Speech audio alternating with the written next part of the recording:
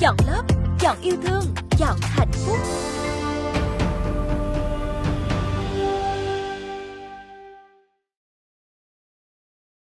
Trong hội trường thì có thể chúng ta có những cái câu hỏi hoặc là có những cái trao đổi nào mà muốn được đối thoại cùng với cả giáo sư Peck Cho, và cũng như là trong buổi chiều ngày hôm nay cũng có cả giáo sư Hà Vĩnh Thọ để chúng ta đào sâu tiếp tục cái câu chuyện liên quan đến huấn luyện cảm xúc, liên quan đến việc là đưa cái giáo dục cảm xúc vào trong nhà trường, đưa cái hạnh phúc vào trong nhà trường.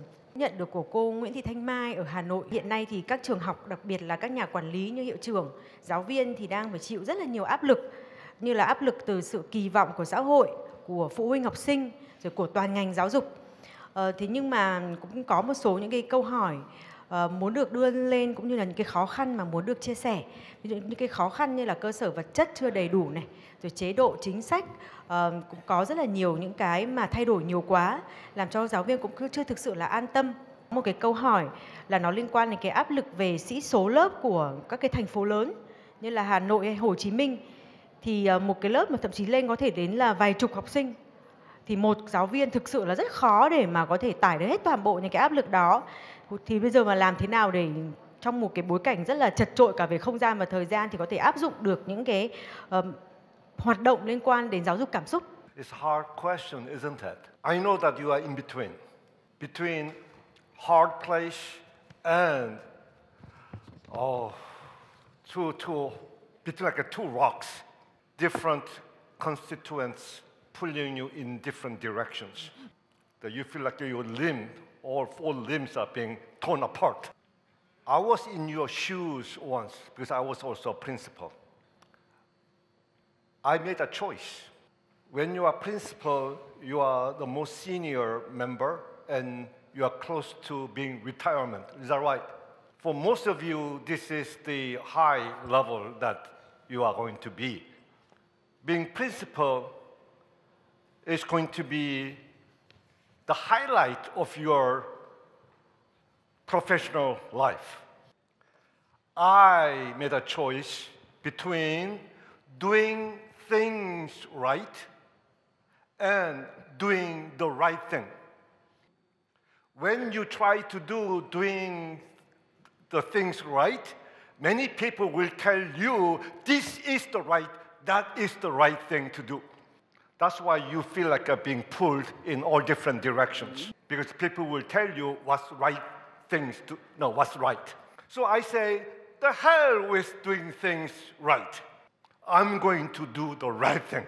As an educator, my first priority is my children's, my students' future. My career is secondary. I don't care what other people say. I have a conviction. That what the future is asking me to do. And I chose to do the right thing.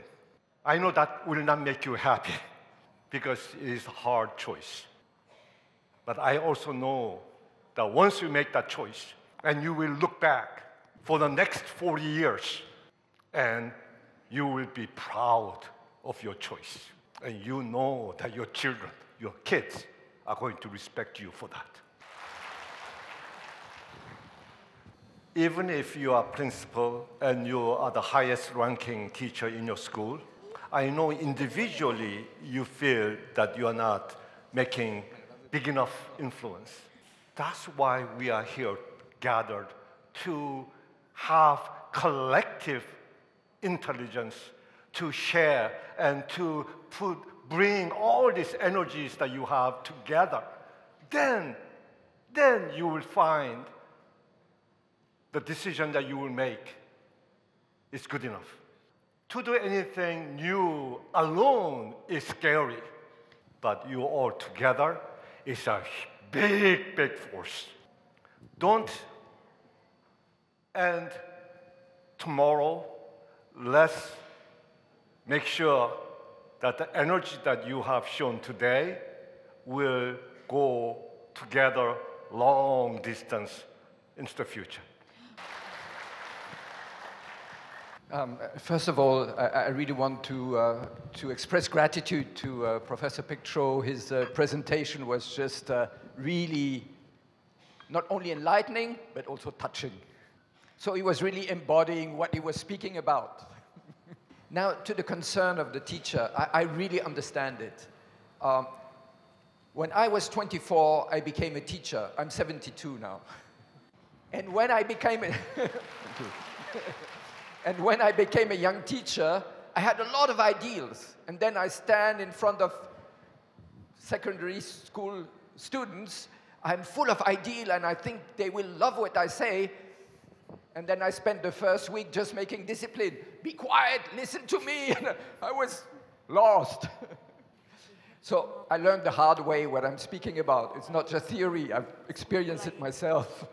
And I really empathize with the concern that have been raised, because as teacher, first of all, we have too much to do. That's the first point. Second point, everybody else tells us what we should be doing, right? Third point, whatever we do, somebody is going to complain. Either the parents or the school administration or the student, somebody is going to complain, for sure. So knowing that, let's follow Dr. Peck Cho's advice. Just do the right thing. Whatever people say, just do the right thing. Now, what is really important is we cannot do it alone. We need to create a community. We need to create an ecosystem. So Happy School is not about one teacher, one school. It's about the students, the parents, the teachers, the school administrations, the Ministry of Education. It needs to become a Happy School ecosystem. And as Professor Peck Cho has rightly said, you are the beginning of this ecosystem. So really, we should try to find ways that you can stay connected and support one another. Next thing is that emotional intelligence, emotional skills will not add to your work. It's not that you have something to do on top of what you're doing already, because you already have too much to do. So we don't want you to have to do more. It's do it what you're doing already in a better way, in a more efficient way. And you will see, and this is the experience that we've had in the schools, and I hope our teachers and students will share about it tomorrow when they will speak about their experience, is that once it starts to be the mood or the atmosphere or the way we work in the classroom, then even if you have 50 children, the 50 children, or at least many of them, becomes your ally, because you're not the only one who has to create this empathy, this listening, this care. No, the children learn to do it together, one for the other. So you have a lot of support in your classroom. You're not alone and 50 there against you. No, it's one community doing it together. And you get a lot of support. And then the next step is involve the parents. We did that in Hue. We involved the parents. And then once the parents, at first they might be a little bit suspicious, but once they see the result at home, then they become very supportive. And then you create one community, teachers, students, parents, one community. And if there's one advice I may give you, is before you even try to implement it in the classroom, try to do it at home. If it works with your spouse and with your children, your own children, then in the classroom it will be very easy compared with your own family. So I'm very optimistic that you will all be able to implement it. Giáo viên Nguyễn Quang Hợp tới từ Yên Bái ạ. Có câu hỏi là nạn bạo lực học đường thì luôn là nỗi đau và là nỗi ám ảnh đối với ngành giáo dục. Vậy bạo lực học đường thường thì lại do một số học sinh không hạnh phúc gây ra, như là bố mẹ của các con ly hôn, hoặc là thậm chí là bố mẹ là đối tượng vi phạm pháp luật. Và nạn nhân của bạo lực gia đình thì các em phải chịu đựng từ bé. Thì xin là các giáo sư cũng chia sẻ những cái biện pháp để nhà trường cũng có thể khắc phục được cái nạn bạo lực học đường và những cái phương pháp rất là cụ thể để ứng xử trực tiếp với những cái em học sinh khó như thế này. The principal who raised this issue of school violence, I appreciate that because it's really a serious issue. So I thank the principal for raising this issue here 12 years ago, I was the chair of presidential committee in Korea for school violence. It was a committee of 10 ministers and prime minister, and I was the co-chair. Based on that experience, I can tell you two things. Number one, after 12 years, the school violence got worse in Korea. So it has no easy solution. Number two, school violence in Vietnam is, compared to Korea, to United States, Japan, and in Europe, your problem is just the beginning. So I know next year it will be worse, 2 years later, worse, and 3 years we said, I give up. So time to take action is now. Do whatever you can to even small things right now. You see, the major problem is the school bullying, the attachment injury the students have and they bring to the school. Attachment injury usually occurs when they are very young, like a baby. It is called developmental trauma. When babies doesn't connect with their parents, there is a deep sense of anxiety and distrust. And as they grow older, they are showing post-traumatic disorder syndrome. So school bullying issue is not a school issue. It's a national issue. It got to start at home. The educator leaders, you have to create movement to convince the government to take action. So everybody in the nation has to take this issue seriously and act now. I know you take the blunt of the difficulty is the school violence, but there's no solution in school. You got to convince the government, you have to convince the parents that it's their problem as well as yours. You are the respected members of your community, and you are the opinion makers in your society. Use your power. Don't think that you are powerless. You have the power. Being principal is power. Don't let it waste it. Yeah, thank you very much for raising this question. I think it's internationally, as Professor Cho has said, a very, very urgent question, and I think it's very important to put our attention on it. And I think the first thing is that our natural reaction when we see bullying is we will take side for the victim and judge the one who is bullying, which is quite natural, but it's not quite enough. So we have to be aware of the fact that the one who is doing the bullying is actually suffering a lot themselves. Otherwise, they would not bully others. It's actually a display of weakness, of suffering. It's a cry for help. So if we just react towards the one who is bullying by punishing them, shouting at them, blaming them, we add more suffering to their suffering, and the situation will escalate. So we have to really keep in mind that the two sides need support. The victim and the perpetrator, both are suffering. And the two sides need to be helped by the adults. And so there are very effective methods, such as restorative justice, where we create the opportunity to open the dialogue between the perpetrator and the victim. And so that could be the theme of a conference by itself. And in school, we can train children to become mediators. So there's mediator training for children, so that it's not necessarily the parents or the teachers or the adults who mediate, but we can have children learning how to mediate using very similar method than the one that Professor Peck Cho has shown with emotional coaching. It's very similar. It's not the problem of one individual who is a bad person. It's a systemic problem. The violence is structural.